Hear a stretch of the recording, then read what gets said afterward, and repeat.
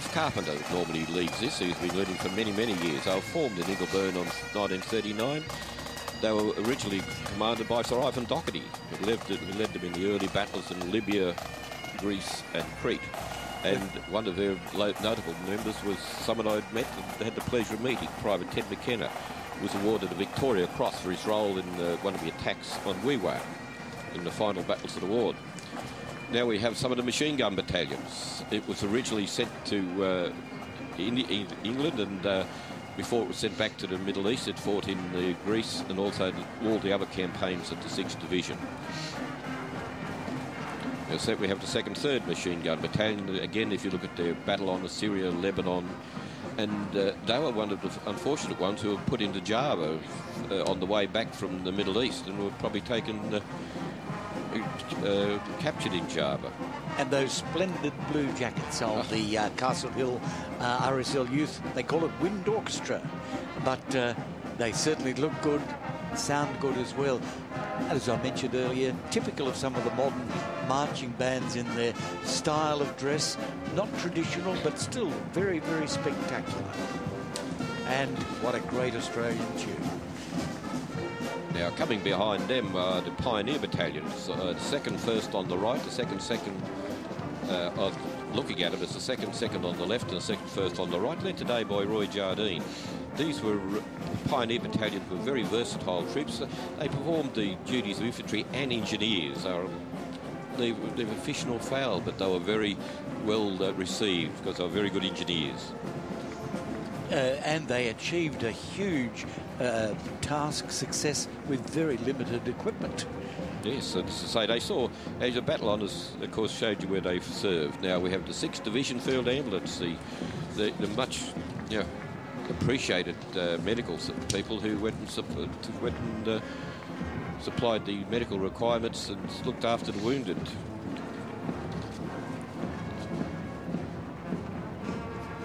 Now we have the 6th Division, the Australian Army Service Corps. Again, these were the people who drove the trucks which supplied the vehicles. Again, if you look on the left, they're Middle East campaigns, and on the right, they're Southwest Pacific. And another of our Salvation Army bands. One says, the sign says Campsie, the other says Blacktown City. So we might even have a composite band out there. Yes. But as with the Salvos, great music, John. Superb music, and a lot of support for them on the sideline, obviously. A slight pause in our procedure at the moment. This happens at this time of the march. There is hold-ups further up in George Street and into Park Street, and those hold-ups echoed out. A lot of youngsters there with the tambourines, and obviously a wheelchair doesn't stop you playing a tambourine.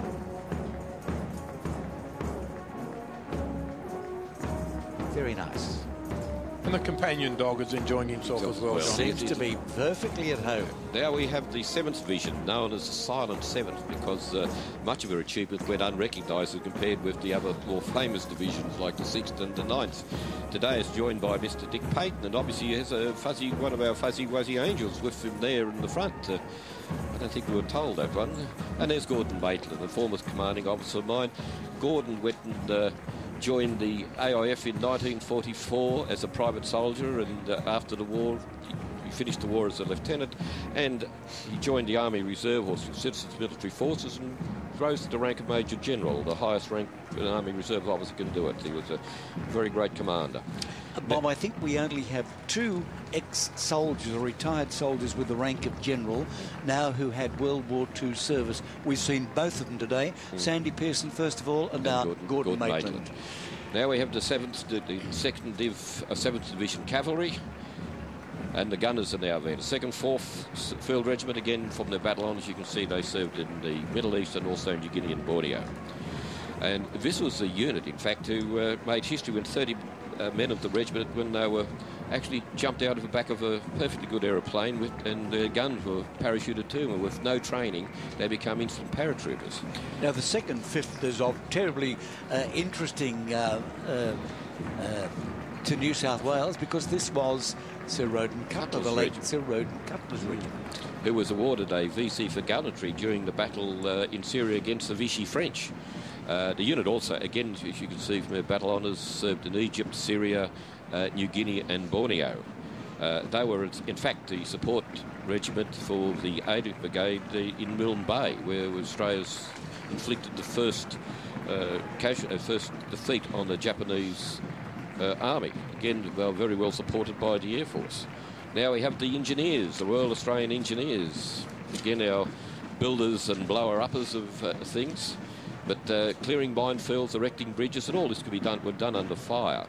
Again, as you see from their battle honours, they served in the Middle East and in virtually everywhere in the Southwest Pacific. A lot of descendants obviously marching in that contingent there. Our 7th Div Signals, led today by Les Portley. It was formed in 1940 in April and served in the Middle East and again in the Southwest Pacific. They served in nearly every... Again, as we said, the signals are very important, and New Guinea would not be a good place for signals, I would have thought. And so they would have their job cut out for them. Now, this is another cadet band. This is the Australian cadet band Sydney, who takes a risk with that mace. I'd drop it without any doubt at all. They've actually performed overseas at some festivals, and it's great to see them regularly here at ANZAC Day. Very smartly turned out, John. Here we have the 7th Division 18th Brigade. Today it's led by Jack Ivory, made up of 2nd, 9th, 10th and 12th battalions. It also, despite the fact it was the 7th Division, it played a crucial role in the defence of Tobruk under command of the 9th Division. In 1942 it was then sent to Milne Bay and helped inflict, this first defeat of the Japanese army. So it's a unique unit to the extent that it stopped the Germans in Tobruk and also stopped the Japanese in Milne Bay. So now we have the 25th Brigade, led by Mr. Frank Cutagino, 2nd 25th, won the Queen's Battle Honours in Syria in 1941 and served in New Guinea in all the major battles in the Southwest Pacific. As you can see, the battle honours of the various... The battalions, the 2nd 25th? 2nd 25th, that's what's led by Frank. That's Frank in the leading it. Again, the battle honours will tell you where they served, again, nearly everywhere. And immediately behind the banner is the Willoughby City Band. A mixture of more experienced musicians, obviously, and a lot of youngsters too. I'm told we don't get many youngsters playing brass instruments these days. They prefer the guitar. Such a pity. And the probably don't like the bagpipes either, I'd say. Now we have 2nd 33rd Battalion led by Ian King, originally formed in England from the originals when they cut the divisions from 4 brigades down to 3 brigades in the battalions, and this was sent to the 7th Division. Unfortunately, it was the battalion that lost 61 killed in New Guinea when an American Liberator bomber taking off at one of the airfields. D Company of the battalion was waiting down the Enderby plane to be taken, and the bomber actually crashed into them, and 61 were killed and 86 were wounded, virtually wiped out the entire company. Now we have the machine gun battalions, the 2nd, 7th, formed in the field of New Guinea in 42, and you've got the 2nd, 6th Machine Gun Battalion, again served in New Guinea. They're led today by Sergeant Colin Rose, one of the original 39ers, and he's 92 years old and he still looks sprightly.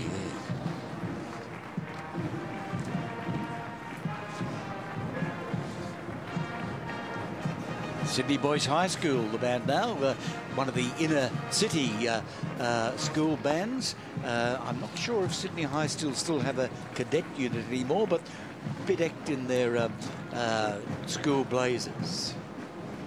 A big band too, John. Yeah, very big band. I don't think I've seen Sydney High School before. No, I think it might be their first year. It's good to see. I think so, and it's excellent to see them. Yes, to see them coming in the school holiday. Now we have the ill-fated 8th Division, who was sent to, or 2 of the brigades were sent to Malaya and took part in the campaign, and most of them, of course, went to finish up in POW camps. And of course, they were the first Australian division to meet the Japanese forces. Here we have the headquarters. I'm sure there won't be many there today. It's led by Alan Higgins. The division headquarters is under command of Major General Gordon Bennett, who was the Major General Laverick was the original commander, and Gordon Bennett took over from him and took it to Singapore, unfortunately finished up as POWs. But General Bennett was one of the few to recognise the problems of jungle warfare, trained his troops as such, but unfortunately that wasn't the case with the rest of the defending force. Now we have the 2nd 14th and the 2nd 15th Field Regiments, and the 2nd 15th today is led by David Richards. They fought in all the major campaigns, and of course again they suffered the privations of the of 3.5 years in captivity in Changi, Burma, Thailand, Borneo, and some were sent to Japan. And one sole Air Force uniform there. He's wearing a medal in his own right. So had 8th Div SIGs. Sections which unit were attached to Gold, Sparrow and Lark forces. These were the 3 battalions that sent to Rabaul, Ambon and Timor. Unfortunately, all of them were overrun and suffered terrible casualties and terrible cruelty at the hands of the Japanese. The signals of these, one was, in fact, there was an interesting one given to Captain Lionel Matthews, a prisoner of war in Sandakan. He was given, because of his underground intelligence and his work there, he was given awarded the George Cross posthumously at the end of the war when they found out the wonderful work he'd done as a POW. Here we have Headquarters 22 Brigade. Been trying to pick up the band there, Bob, but just can't identify them at the moment. Now, the 18th Brigade would have had the 2nd 18th, 2nd 19th and the 2nd 20th. I had an uncle in the 2nd 18th who spent his 3.5 years as a POW there. And they inflicted first reversals on the Japanese troops in Malaya Jimalong. And they forced the Japanese to retreat. It was the first time it had actually happened to them. It was also the battalion bore most of the brunt of the attack on Singapore Island by 2 Japanese divisions when the Japanese come across the Straits there. 2nd 19th Battalion, then today by Joe Coombs. A platoon of the 2nd 19th had the distinction of being the first Australian infantry to engage the Japanese. They took part in some of the most bitter fighting in the campaigns, and their CO, Lieutenant Colonel Charles Anderson, was awarded Victoria Cross for his gallantry at the Battle of the Muir River, John. Yeah, he was actually awarded the Military Cross in the King's African Rifles in World War I as well. So a very highly decorated man. And later Member of Parliament. In the State Parliament. 2nd 19th suffered more casualties than any other infantry unit in the Second World War. More than 800 men were killed or died in the action.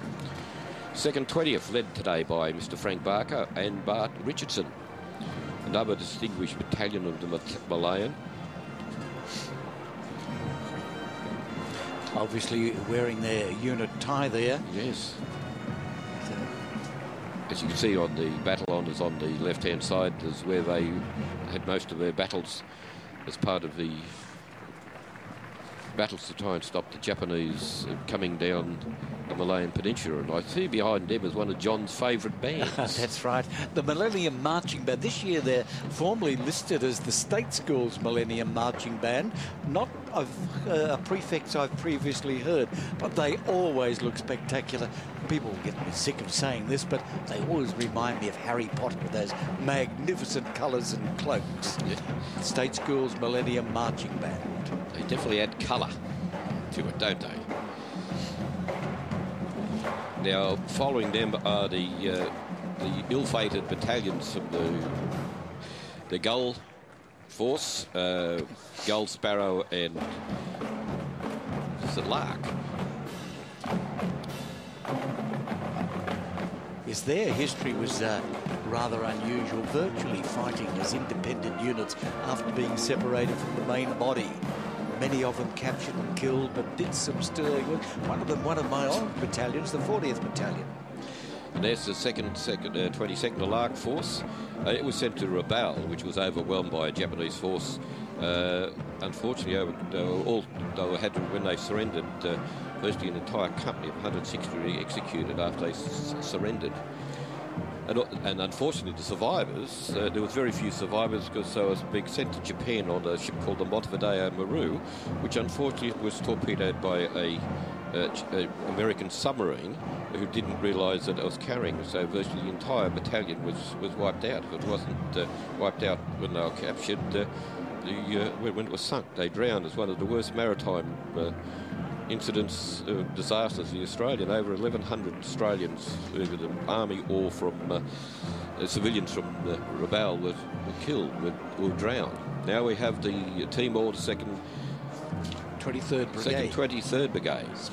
Sparrow Force. Again, were sent to Timor. They fought the Japanese. Again, they were forced to surrender, become POWs. So some of the members did, in fact, go into the hills, and they kept up the battle until they were joined by the 2nd Independent Company. Not many on parade, Bob, but they are a Tasmanian unit. Yes, well, they'll probably appreciate the weather. Yes, it's coming down again now in a big way. Here we have the parade has stopped, the umbrellas are up, the rain is coming down. Raincoats coming out. Now we have the 2nd 4th Pioneer Battalion. Again, our infantry was trained as engineers as well, and mainly they fought, as you can see, in the Southwest Pacific area, starting in Darwin and going through to the Borneo campaign. Things seem to be slowing down a little at the moment. I don't think it's wet weather. I think it's just congestion further up George Street. And again, we got the 8th Division's battalions coming through now, the 27th Brigades coming through, 2nd 29th, followed by the 2nd 30th. 2nd 30th was known as Blackjack Battalion, or Galligan's Greyhounds, named after the famous commanding officer Jack Galligan. And he was a very famous commander who led the Australians and kept the morale up and kept them going in the POW camps. This also was a battalion that probably went and inflicted a very big ambush at Gemas on the Malaysian Peninsula. A senior Japanese staff officer recalled in the history that they fought with a bravery not previously encountered. A lot of descendants there, Bob, looking at the medals. And the field ambulance is 3rd, 2nd, 12th. Again, imagine trying to look after their fellow POWs with little or no medical supplies, but they performed magnificently. And behind them, the band, the Marching Koalas, 2nd time around for the Marching Koalas. And some of them will, in fact, go around 3 times. The weather may discourage them a bit today, but a good effort. That's an interesting military manoeuvre at the front there, isn't it?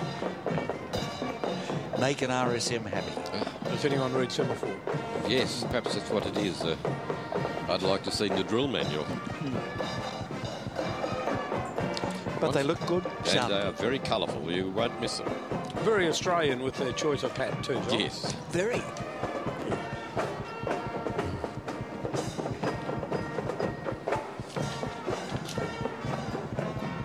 It's interesting to note that when we do get the shots looking down the street, the crowd has built up and is remaining despite the current downpours. And now we have after the flags, we have the banner of the 9th Australian Division. It's got the famous T's there on their shoulders. Today it was led by Brigadier Zach Isaacson, who was awarded a military cross for his courage in the Battle of El Alamein. I think we had the privilege of meeting him down at the Australian War Museum at the Tobruk exhibition some weeks ago. In fact, we might mention, Bob, that it's a new exhibition at the War Memorial to recognise the 70th anniversary of the Siege of Tobruk, and it is superbly done, as indeed are all our exhibitions by the War Memorial. It'll be open till, I think, August, so it's certainly worth a visit if anyone happens to be in Canberra.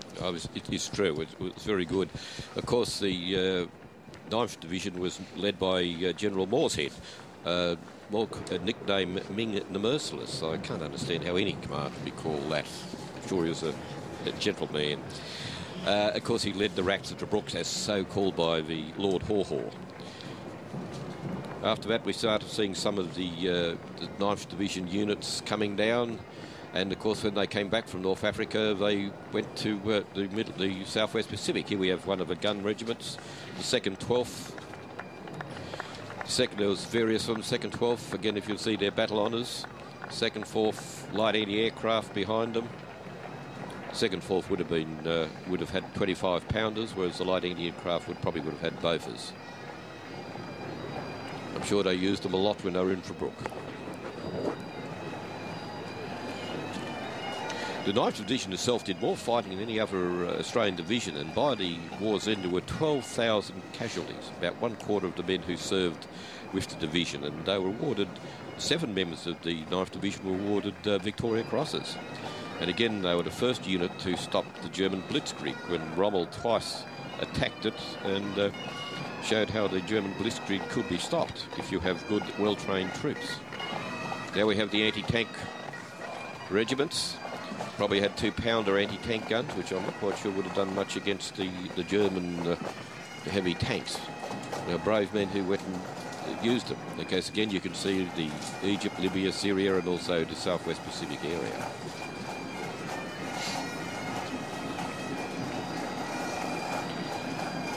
Now, engineers, or ginger beers, as some of the colloquial people call it, the colloquial names they have.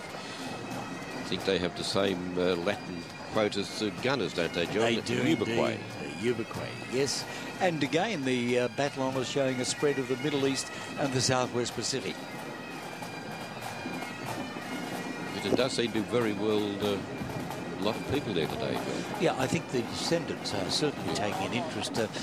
Some of the battalion of brigade associations, as the members pass on, their descendants move in. It's an aim to keep that association alive. We have 20th Brigade moving through to 2nd, 13th, 15th and 17th battalions. 13th was the only battalion who went through the entire Tobruk episode, because the ship was due to take them out. In fact, it was torpedoed, so it stayed. It was the only Australian infantry battalion stayed there for the entire siege. I saw 2nd, 17th there, a North Shore Battalion.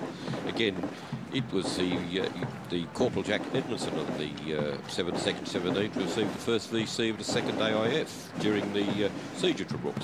Incidentally, the drum corps there is from Homebush Boys High School, just on the inner west of Sydney. They have been at the ANZAC Day March previously, and they are a specialist drum corps, as you can see, all wearing their school blazer.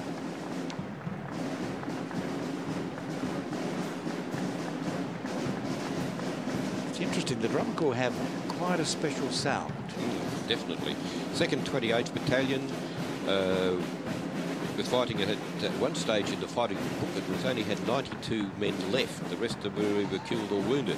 And the battalion's total casualties were 60 officers and 1,460 other ranks. However, it was reformed and fought in New Guinea. Considering there's only 700 men to a normal battalion, that's a lot of. There was a lot of casualties there.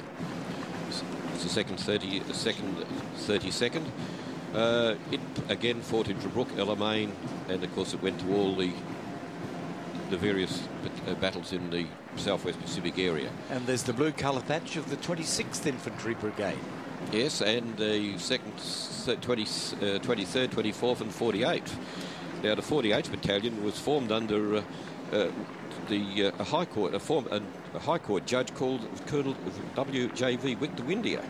He became the High Court judge later on, and as John tells the story about raising the battalion. Yes, an interesting story. He was in camp as CO of Sydney University Regiment on the day that war broke out, and just left turn, quick march into the army he went. Allocated 1 RSM and a loud hailer on the streets of Adelaide, recruited his own battalion. So that's how it was in those days. So Victor ended up Major General and CMF member of the military board. And how we had the 2nd, 3rd Pioneer Battalion. This was formed at Cowra in 1940. And it was, again, just an engineering infantry unit, and was used at Fort Alamein and all the other major battles that fought by the 9th Division in there, and come home to fight in New Guinea.